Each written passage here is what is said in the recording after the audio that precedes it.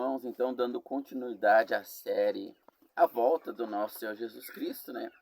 E eu peguei como tema, porque a volta do Senhor Jesus Cristo é um assunto que está entupido no YouTube, né? Então tem dezenas, talvez centenas e quem sabe não, milhares de pregadores, de eruditos, né? Pessoas aí com seus doutorados em divindade. O que vai aqui o Zé Ruelo, o Arigó das Grotas, aqui o jumentinho ali que carregava Balaão, né? O Moisés com a língua travada, o apóstolo Pedro iletrado. Que vai eu aqui contestar esses grandes mestres? Nada tenho para argumentar contra os ensinos aí, né? Então a volta do Senhor Jesus, ela é um ensino dentro da terminologia teológica, para quem estuda teologia, que não é o meu caso. No caso seria o termo escatologia, que significa assuntos dos acontecimentos futuros. Basicamente todas as denominações cristãs trazem esse assunto da volta do Senhor Jesus. Só que, como em todos os séculos, houve algumas questões que dividiram os irmãos, isso nunca deveria ter acontecido, né? E aí houve concílios, houve reuniões para sanar essas divisões. Tendo ali tudo sido colocado às claras, o assunto resolvido, o Espírito Santo vindo trazer a verdade através de seus servos, mesmo assim alguns irmãos carnais continuaram com suas divisões, não tiveram humildade para voltar atrás, reconhecer que estavam errados e criaram, fundaram aí as suas divisões religiosas cristãs, assunto que eu esgoto me falando a respeito em vários vídeos aí, né? Bom, então, dentro desse assunto, a volta do Senhor Jesus Cristo, eu trago um ponto importante, que é o que divide alguns irmãos, né? De estarem juntos, de partirem o pão, de comunharem, né? Que é se o Senhor Jesus volta antes ou depois da grande tribulação. E são denominados pelos estudiosos da escatologia, da teologia e deste tema ou desta matéria, depende os termos técnicos que se queiram usar, os estudiosos escatológicos, eles se degladiam, né? Uns afirmam que o Senhor Jesus volta antes, outros depois da grande tribulação. O que nós sabemos, irmãos, que é um fundamento da fé cristã, que o Senhor Jesus vai voltar em breve, né? Para então nos dar um corpo glorificado e nós estarmos com Ele. E não vai ser como aprendem nas escolas dominicais, por exemplo, a entrada do milênio, as pessoas vão estar lá adorando Ele. Não, vai ter nações. As escrituras, elas especificam, vai ter nações, vai ter governo, as leis vão ser estabelecidas lá em Israel, porque vai ser um único governo, que é o governo do Senhor Jesus. Ele vai governar soberanamente. Quem não quer só tem um destino, para quem não aceitar, né? Assim como homens impuseram o seu governo, o Senhor vem com misericórdia oferecer perdão e salvação, mas depois ele virá como juiz julgar as nações, né? Então haverá prefeituras, haverá gabinetes. Não vai ser uma coisa espiritualizada que a nossa mente, na falta de criatividade ali, por não conhecer o futuro, ela inventa, ela cria, né? Mas pontos bases as escrituras já nos dão. Então nós não podemos ir além nem a quem das escrituras. Bom, então eu peguei esse ponto para trazer como base ali sobre a volta do Senhor Jesus Cristo, pré-tribulação. O Senhor volta antes da grande tribulação, antes do anticristo assumir o controle do mundo. Então o mundo vem sendo preparado desde que o Senhor Jesus morreu, subiu aos céus. Ele vem sendo preparado pelos seus demônios, né? Pelos governos que atuam nas regiões celestiais aí, os espíritos malignos, mensageiros de Satanás, os principados em cada estado e país. Eles, a subordinação de Satanás, eles vêm aí organizando para que todo o nacionalismo venha se entregar a uma nova ordem global, onde nós teremos um único governo, o anticristo, coisas que eram impensáveis como marca da besta. Como é que as pessoas vão comprar e vender com uma marca na mão e na testa? Isso era impensável antes. Na época em que as escrituras estavam sendo... Hoje, para nós, é fácil de entender como isso vai acontecer. Ou seja, estamos muito... A nossa geração está muito mais perto, inclusive no campo imaginário já, do que aquela época os nossos irmãos tiveram, que vão ser ressuscitados e vão adentrar igual. E depois que eles foram para o paraíso, após sua morte, não houve mais contagem de tempo. Lá no paraíso não parece que eles estão uma eternidade. Que irônico, eles estão lá para toda a eternidade. Isso foi só irônico aqui, né? Eu só fiz só descontrair um pouquinho. Bom, então os irmãos, eles devem viver como um só corpo, unidos na unidade. E devemos evitar tudo que separe o corpo, divida o corpo. Porque dividir o corpo é pecado. E sobre isso eu também falo uma outra série de vídeos. Bom, agora... Um fato é um fato. Quando um irmão afirma que o Senhor Jesus ele volta antes da grande tribulação, né? Ou arrebata a sua igreja antes, né? Não literalmente volta, que ele volta depois, também é outro fato, mas também não quero trazer luz aqui diretamente a este assunto agora. E o outro diz que é depois, um dos dois está errado. Isso é um fato, né? Mas o princípio fundamental de assumir que o Senhor Jesus volta para nos buscar, tanto um quanto o outro guarda, né? Respeita. A fé que receber do Senhor Jesus não permite trazer aqui uma heresia nesse aspecto. Todos creem que o Senhor Jesus vai voltar.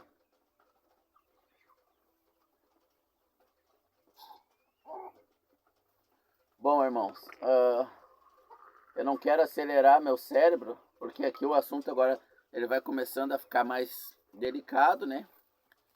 Conforme a gente vai adentrando. Eu trouxe, então, o que o nosso irmão Pedro fala sobre isso.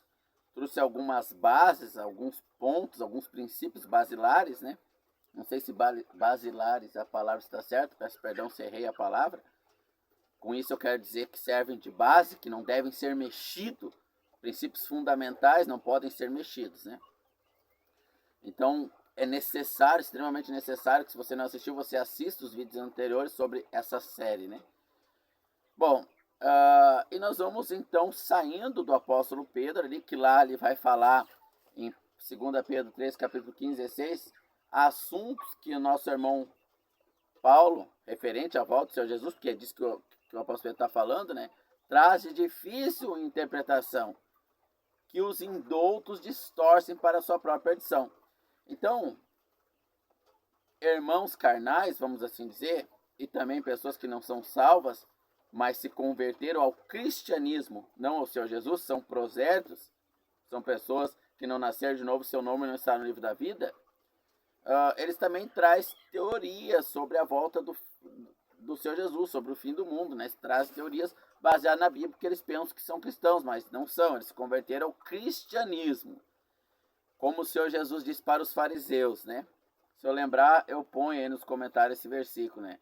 Vocês andam terra e mar para formar um prosélito, e depois de formá-lo, vocês tornam ele 2 vezes pior réu do inferno. Então, um pagão, o Senhor Jesus fala isso para os fariseus, que é o seu povo, antes dele morrer e ser crucificado, depois seu povo se tornou a igreja.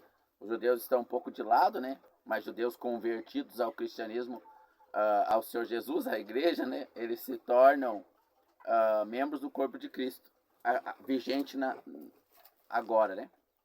Bom, então os judeus eles iam formar um prosélito, converter alguém ao único Deus verdadeiro, mas eles colocavam tanta mentira dentro da palavra de Deus que aquela pessoa acabava não se convertendo a Deus, e sim ao judaísmo. Então ele era réu do inferno quando ele era pagão, e agora ele é duplamente réu do inferno, porque ele pertence ao povo de Deus, mas não pertence a Deus. E eu falo sobre isso numa série de vídeos também. Somos mais judeus ou mais cristãos? Então, nós somos cristãos porque o mundo nos chama de cristãos. Não porque o Senhor Jesus nos chama de cristãos.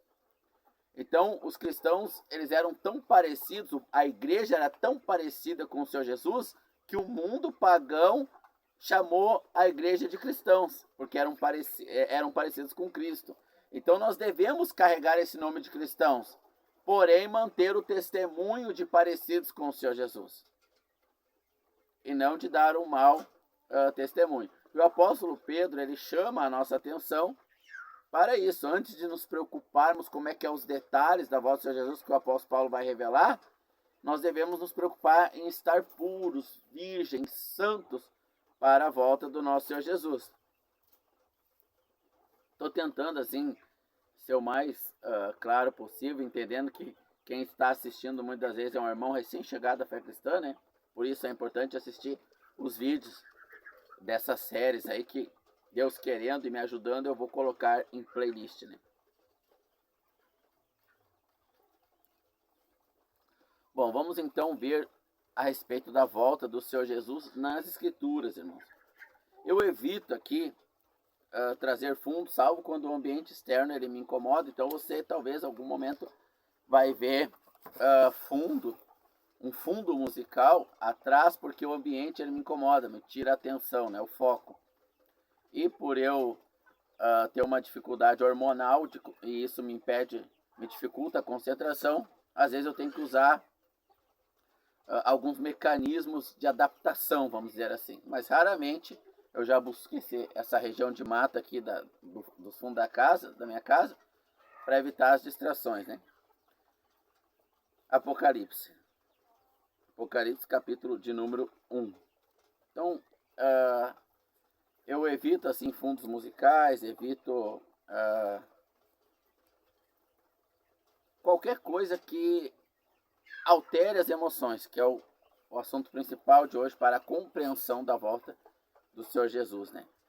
Porque o que acontece? Esses pregadores que são pregadores de emoção, vamos dizer assim, eles acabam trabalhando o emocional, que é o que vai permitir que o eu consciente decida em qual linha de raciocínio acreditar.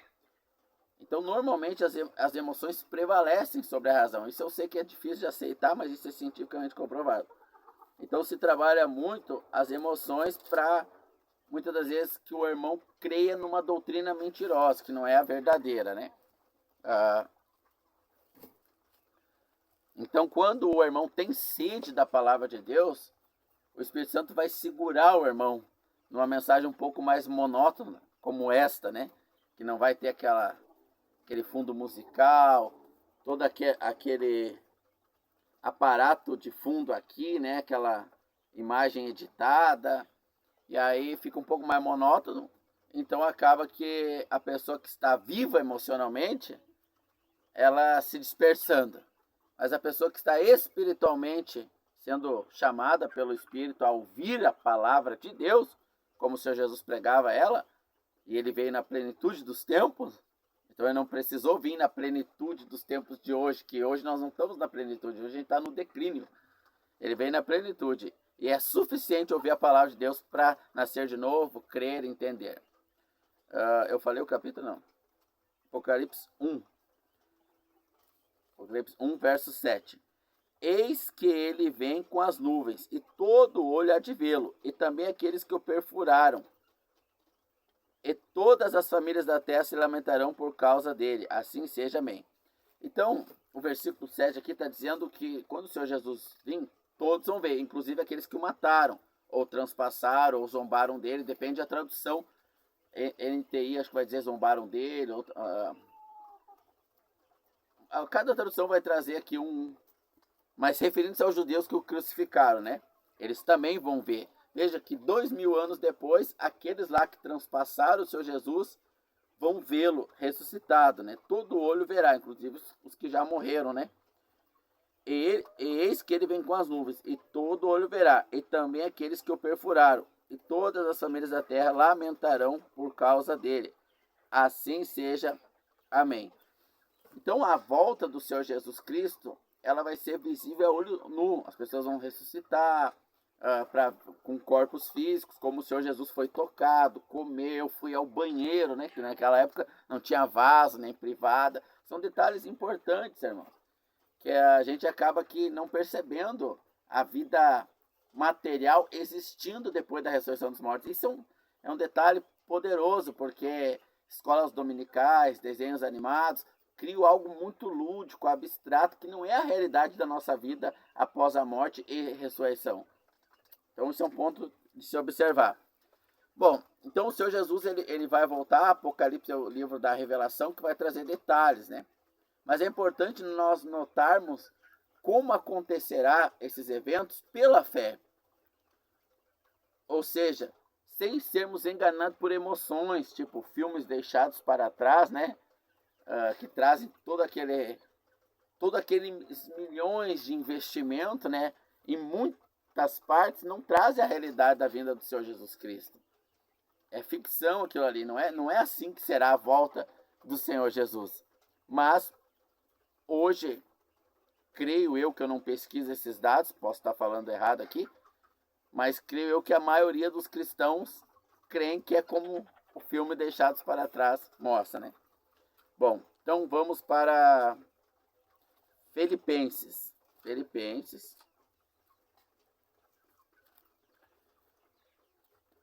Agora nós entramos então nas cartas do apóstolo Paulo, como diz o nosso amado irmão Pedro, apóstolo Pedro, né? Então agora nós vamos para Filipenses. É muito importante, irmãos, nós lermos a Bíblia de papel. É muito importante isso. Eu explico em algum vídeo por que não vou adentrar agora. Mas é muito importante nós lermos a Bíblia de papel. Deixa eu dar pausa porque é muito fino e tá frio. Tá frio para Filipenses 4. Eu vou ler o 3 primeiro aqui. Filipenses capítulo 3. 10. Para conhecê-lo e o poder da sua ressurreição e a participação em seus sofrimentos, sendo feito conforme a sua morte. Então veja bem, o consciente, o eu responsável, eu falo sobre esse eu responsável, nós somos divididos em 3 eu. Então eu falo sobre esses 3 eu, mas agora estou falando do eu consciente. Veja. 10. Para conhecê-lo. Eu tenho que conhecer, conhecimento. Lembramos que o apóstolo Paulo fala em Romanos capítulo de número 13, rendamos a Deus um culto racional, conhecimento, não emocional. Para conhecê-lo e o poder da sua ressurreição e a participação em seus sofrimentos, sendo feito conforme a sua morte. Então eu só posso conhecer as verdades do Senhor Jesus Cristo, como nós vimos nos vídeos anteriores, como o apóstolo Paulo vai falar a Timóteo, entregue as verdades a homens fiéis. Na playlist sobre a igreja, no sentido congregacional, de estar ajuntada, nós nos atemos mais a este respeito. Então eu preciso ser um homem fiel a Deus, como o apóstolo Pedro vai abordar, né? Eu preciso andar em fidelidade, em comunhão com o Senhor, em obediência, em santidade, em pureza, para então conhecer alguma coisa, ter conhecimento do que aqui é o assunto do Senhor Jesus, a pessoa dele e da sua vinda. Conhecimento da pessoa do Senhor Jesus aqui e da sua volta, do seu retorno triunfante. Mas como que eu vou ter esse conhecimento da pessoa dele e do seu retorno? E seja achado nele, para conhecê-lo, a pessoa do Senhor Jesus, e o poder da ressurreição e a participação em seus sofrimentos, sendo feito conforme a sua morte. Então, para eu conhecê-lo, eu preciso participar dos sofrimentos dele e ser feito conforme a sua morte. Como que isso ocorre? Nós vamos conhecer a Deus de 2 maneiras, irmãos, nós seres humanos aqui. Pela fé, que é a revelação de Deus. Ora, abre aspas aqui, citando as escrituras. Ora, a fé é o firme fundamento, é a certeza de coisas que se esperam, é a convicção de fatos que não se veem. Fecha aspas. Então a palavra de Deus diz que a fé, ela é o firme fundamento, é a revelação de Deus. Então nós vamos conhecer a palavra de Deus pela fé. Deus vai nos dizer como é que é a volta do Senhor Jesus. Ele diz, ele revela fé, ou pela vontade do homem. pelas emoções do homem. O homem quer descobrir. E esse homem pode ser até um pagão, que tem ali um pouco de luz, né? Vamos ver que as coisas estão meio estranhas assim, e quer conhecer a volta do Senhor Jesus. Pode ser um prosélito, que é um cristão, mas não é membro da igreja, não tem o nome no livro da vida, está dentro da cristandade, mas não é salvo. Ou até mesmo por nós crentes, se nós não estivermos totalmente participantes da morte de Cristo. Se nós não andarmos como mortos, com a nossa carne, carne aqui significa nossas emoções, crucificados na cruz, logo nós vamos entender a volta do Senhor Jesus segundo a nossa vontade. Que é isso que ocorre nos ensinamentos sobre, não só sobre a volta do Senhor Jesus, que é o tema aqui, mas sobre tudo que nós temos. Esses ensinamentos vêm da vontade do homem, das emoções do homem. Por isso carecem de tanto aditivo químico. Aqui eu fiz uma analogia, fiz uma metáfora, né? O conhecimento de Deus pela vontade do homem, ele precisa ser carregado de coisas que estão ligadas à vontade do homem natural, que é a alma. Então ele precisa ter muitos instrumentos musicais, a voz ela precisa ser alterada para modificar as emoções. Não pode ser uma voz normal. Irmão, eu tô dizendo, Deus vai te abençoar, irmão. Não tiver esses gritos, né? Às vezes um microfone para 3 pessoas, tem 3 pessoas ouvindo o irmão falando ali, o irmão tá usando microfone para 3 pessoas na frente dele. E ainda um fundo musical. Então, aí vai surgindo os ensinamentos, entendeu, irmão? Vai surgindo os ensinamentos da vontade do homem, mesmo sendo um salvo, mesmo sendo um irmão, que não consegue ainda discernir o que é fé do que é vontade. O irmão tem a vontade que seja de um jeito, aquela linha de raciocínio lhe pareceu mais agradável, então ele começa a desenvolver aquilo pela sua vontade e vai subentender que é fé. E vai prescrever como fé. Então, vamos continuar aqui. Filipenses capítulo 3. Verso 10 eu li, né? Verso 11. Para ver se de alguma maneira eu possa ser achado na ressurreição dos mortos.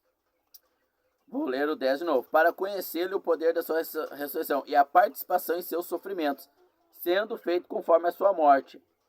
Para ver se de alguma maneira eu posso ser achado na ressurreição dos mortos. Então veja, o apóstolo Paulo está trazendo a base aqui. Eu preciso estar como morto. Isso começa lá no novo nascimento. João capítulo 3, verso 13. Importa-vos nascer de novo. Então eu sou batizado nas águas, publicamente eu estou confessando isso e agora eu começo a andar como morto para os meus sentimentos que veio de Adão, para ver se eu possa ser encontrado na ressurreição dos mortos. Por quê? Porque muito do evangelho que é ensinado hoje não salva. Por quê? Porque ele não vem de um homem morto, ele não vem de uma revelação de Deus que só é dada a homens, abre aspas aqui, mortos na sua vontade adâmica, natural. Então eles estão isentos de vontade própria para fazer a vontade de Deus. E a esses Deus dá a fé, que é a revelação. Para Pedro ele disse que tu vai morrer como mártir pelo meu evangelho. Essa foi a fé que Pedro recebeu. Capaz que um homem vivo vai aceitar isso, vai ser correndo. Quando Pedro estava vivo, emocionalmente ainda, o Senhor Jesus disse que ele o negaria. Ele falou, não, eu vou morrer por ti. Essa fé que Pedro sustentou era emocional. Era a fé da vontade dele. Ele, como homem natural, como bom judeu, ele amou o Senhor Jesus, como homem natural. Mas ele ainda não quis crucificar esse homem na cruz. E por ele não crucificar esse homem na cruz, ele recebeu uma revelação da sua vontade. E essa vontade distorceu a palavra de Deus. Então, quando veio a pressão para pegá-lo, tu não estava com o Senhor? Não, eu não, nem eu conheço. Ele, com medo de sofrer o que o Senhor Jesus estava sofrendo, ele negou. Aí ele lembrou das palavras do Senhor Jesus, que disse, quando o galo cantou, ele disse, quando o galo cantar, tu terás me negado 3 vezes. Ele lembrou. Por quê? Porque a fé dele veio das emoções dele, não de revelação de Deus. Então, muitos dos nossos irmãos nominais, que se diz nossos irmãos, estão no nosso meio, mas não são dos nossos. Eu falo sobre a igreja, não posso ampliar, expandir isso aqui agora. Estão no nosso meio, por quê? Porque creram pela motivação humana nas escrituras. E com essa crença cria uma bagunça aqui dentro. Qual é a tua fé, irmão? A tua fé é a revelação de Deus ou a tua fé é vontade humana? Então Paulo fala aqui, ó, verso 10.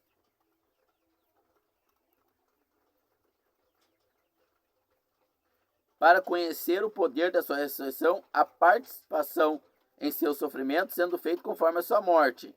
Então eu me faço conforme a morte do Senhor Jesus, eu me entrego na cruz, já não vive eu, mas Cristo vive em mim, para ver se de alguma maneira eu posso ser achado na ressurreição dos mortos. Então, muito do evangelho pregado hoje é um evangelho que não ensina que nós temos que morrer na cruz. Então, nós não vamos ser achados na ressurreição dos mortos, porque o nosso nome não está no livro da vida. Nós não nos entregamos ao Senhor quando nós temos a fé cristã. Porque a fé cristã veio de um evangelho que oferece multiplicação de pães e peixe, troca de esposo, troca de marido, melhor salário, etc. E ele nunca atingiu a nossa alma. Pôs luz nela. Para somos. O quão pecadores somos. Então o nosso nome não foi escrito no livro da vida porque não nascemos de novo, né? E aí não vamos ser participantes aqui da ressurreição do Senhor Jesus. Então, muito mais importante que toda essa sistematização que os homens inventam sobre a volta do Senhor Jesus, é eu me achar nele. Eu me acho nele por causa dele. Não por causa de nenhuma emoção minha que crê nisso, mas é outro assunto. Eu ter que voltar ao evangelho da salvação, irmãos, é demais para mim, entendeu? Agora, porque aqui algum irmão entendeu que eu poderia contribuir, criou um canal e eu coloco esses vídeos, né?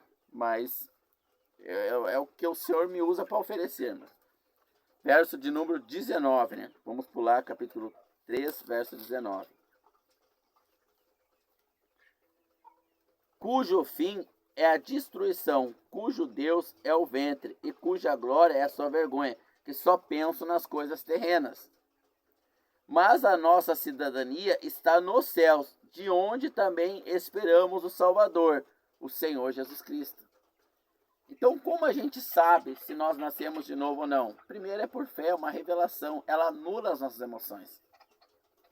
E os frutos, o que é externo, o que é exterior, o que evidencia, é a nossa esperança. A galeria dos heróis da fé, de Hebreus capítulo 11, vai relatar a esperança dos irmãos. Quando a esperança é, eu vou lá na igreja do João, porque na igreja do João, Deus mudou o casamento dele.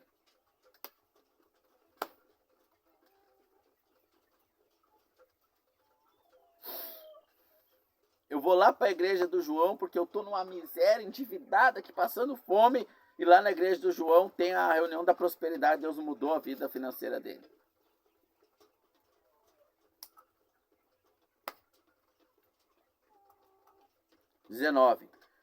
Cujo fim é a destruição, cujo Deus é o seu ventre, ou seus pensamentos, ou suas vontades terrenas, cuja glória é a sua vergonha, que só pensam nas coisas terrenas. Mas a nossa cidadania está nos céus, de onde também esperamos o Salvador, Senhor Jesus Cristo. Então, aquele que foi salvo, ele vive nesse mundo como acampados. Por quê? Porque ele está esperando a volta do Senhor Jesus. Em 1 Coríntios capítulo 7, ele vai dizer, os que são casados, vivam como se não fosse. Os que compram nesse mundo, vivam como se não comprassem. Por quê? Porque nós temos um eu responsável, que sabe que lá no hospital uma mãe nos deu a luz, e um dado momento a idade foi passando, a mãe parou de nos criar, a gente adquiriu consciência, e a gente está diante de uma sociedade.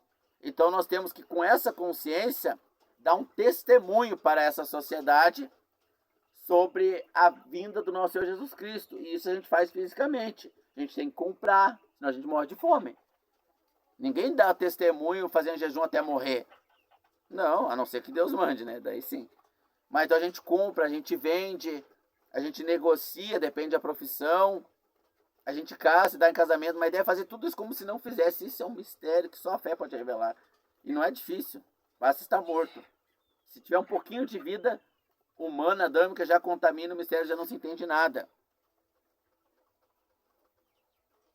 Cujo fim é a destruição, cujo Deus dele é o ventre, que só pensa nas coisas terrenas.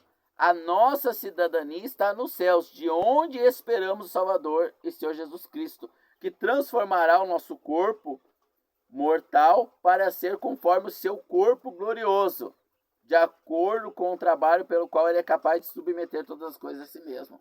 Então, nosso corpo, na sua vinda, será transformado. Nós o consideramos morto, ele não está morto, ele está sempre nos convidando a acreditar em coisas que não vêm da fé, vêm das emoções. Mas nós devemos sempre rejeitar esses convites, porque ele está na cruz, ele está crucificado lá. Que nós vivemos para a fé que aguarda o Senhor Jesus Cristo. E tudo que é fora da natureza de fé, nós rejeitamos. Romanos 14, versículo de número 28 diz: tudo que não for por fé é pecado. Você vai comprar um carro, não é revelação de Deus, é pecado. Está comprando para mostrar para as guriazinhas, para mostrar para aquele homem lá que foi teu colega de escola, que só te humilhou. Lá no subconsciente tem um motivo carnal pela compra desse carro, não é por fé. Aqueles que compram vivem como se não comprassem. Comprou essas roupas, se não é por fé, é pecado. Então nós fizemos tudo por fé, porque nós aguardamos a vinda do nosso Senhor Jesus Cristo. E nós aguardamos, a nossa alegria é ele vier e nos dar um corpo igual dele, que poderá abraçá-lo, tocá-lo, sem contaminação. Nós não teremos mais sentimentos ruins. Nós não teremos mais vontades pecaminosas, não seremos assaltados por desejos pecaminosos. Então essa é a nossa esperança, a nossa alegria. Agora, quando uma carta dessas está sendo escrita em um ambiente hostil, onde os irmãos, quando são descobertos, são jogados à cova dos leões, são jogados à arena, são jogados à fogueira, isso aqui é uma crença maravilhosa. Agora, no mundo ocidental, onde é oferecido tudo para a carne viver, é um terreno fértil ali que explode o crescimento da carne, é difícil, é mais difícil, irmão. Mais difícil. No mundo tecnológico, digital, é difícil os irmãos viverem pela fé, estarem como mortos, comprarem como se não comprassem, casar como se não casassem, casam por desejos naturais. E aí o resultado a gente vê alguns anos depois.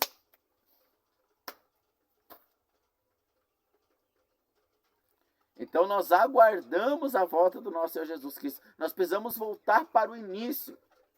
Para qual é a razão da nossa fé quando cremos? Se é que cremos por fé e não por vontade do homem. Então, eu preciso trazer um fundamento aqui sobre a volta do Senhor Jesus. Existem duas maneiras de nós crermos na volta do Senhor Jesus. Pela fé, que é a revelação, e não tem mais ensinamento que te faça pensar o contrário, por mais erudito e sistematizado que seja. Ou pela vontade do homem, que quer crer numa volta de Jesus depois que ele estiver velho, conseguindo comprar aquela casa que ele comprou, não como quem não comprasse, mas como realmente comprasse, conseguir se aposentar e desfrutar lá na praia o final da vida dele aqui na terra. E quando estiver velho, o corpo não prestar mais para nada, ter algo melhor do outro lado. Isso é fé de vontade. E cuidado, essa fé é perigosa, porque essa fé pode estar indicando que ela vem da vontade do homem. E se vem da vontade do homem, logo o nome não está no livro da vida. Porque a fé, só existe uma fé dada por Deus. Todas as outras são falsas. Então, quando Satanás começa a colocar muita luz em alguma coisa secundária, é para esconder a primária. Quando começa muito, como será a volta do Senhor? Como será a volta do Senhor? é para esconder que a maioria de nós não participará da volta do Senhor. Não adentrará ao reino do Senhor. Isso deve chamar a nossa atenção, irmãos. Isso deve chamar a nossa atenção. Filipenses 4, eu li 4, acho, né? Regozijai-vos sempre no Senhor. E outra vez digo, alegrai-vos no Senhor. Então, qual é a motivação? Esperar a vinda do Senhor. Isso faz-nos o quê? Nos alegrar no Senhor. Mas quando a expectativa é o final do ano, que eu vou receber um dinheiro daqui, da colar, e estou só nessa alegria de trocar o carro, que essa alegria vai durar pouco, meio ano, um ano, no máximo. Pois o carro já vai começar as emoções, elas são insaciáveis, irmão. Você pode pegar todos os bens materiais do mundo e enfiar dentro da alma. Em 10 minutos ela vai estar com fome. Então a volta do Senhor Jesus é a alegria, a revelação. Os frutos do Espírito Santo se dão com a fé, a revelação que nos traz a volta do nosso Senhor Jesus Cristo. E nós iremos reinar com Ele. Teremos corpos glorificados que não sentirão dor, fome, frio, sede, mas comerão, se alimentarão, se teletransportarão de um continente a outro em 1/1000 de segundo, mas serão corpos.